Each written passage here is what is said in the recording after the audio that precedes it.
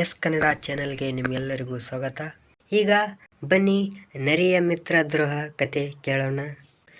ಒಂದಾನೊಂದು ಕಾಡಿನಲ್ಲಿ ಒಂದು ಕತ್ತೆ ಮತ್ತು ಒಂದು ನರಿಯ ನಡುವೆ ಗೆಳೆತನ ಬೆಳೆದಿತ್ತು.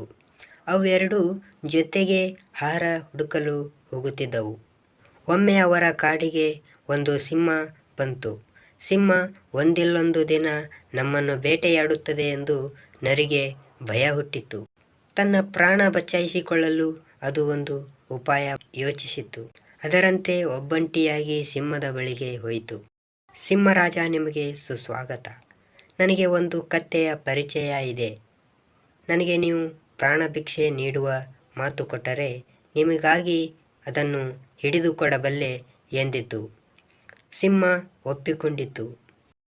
ಕಾಡಿನಲ್ಲಿ ಒಬ್ಬ ಬೇಡ ಪ್ರಾಣಿಗಳನ್ನು ಹಿಡಿಯಲು ಬಲೆ ಬೀಸಿದ್ದ. ಆ ಜಾಗ ನರಿಗೆ ತಿಳಿದಿತ್ತು.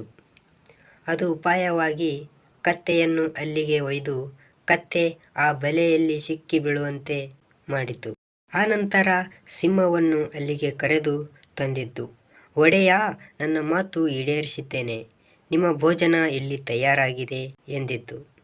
ಕತ್ತೆ ಹೇಗೋ ಬಲೆಯಲ್ಲಿದೆ, ಯಾವಾಗ ಬೇಕಾದರೂ ಅದನ್ನು ತಿನ್ನಬಹುದು ಎಂದು ಯೋಚಿಸಿದ ಸಿಂಹ ನರಿಯ ಮೇಲೆ ಹಾರಿ ಅದನ್ನು ಕೊಂದು ತಿಂದಿತು. ದ್ರೋಹ ಬಗೆಯುವವರು ತಮ್ಮ ಮೋಸಕ್ಕೆ ತಾವೇ ಬಲಿಯಾಗುತ್ತಾರೆ ಎಂಬ ನೀತಿ ಹೇಳುತ್ತದೆ ಈ ಕತೆ. ಈ ಕತೆ ನಿಮಗೆ ಇಷ್ಟ ಆಗಿದ್ದರೆ ಲೈಕ್ ಮಾಡಿ, ಶೇರ್ ಮಾಡಿ, ಹಾಗೆ ಸಬ್ಸ್ಕ್ರೈಬ್ ಮಾಡಿ. ಧನ್ಯವಾದಗಳು.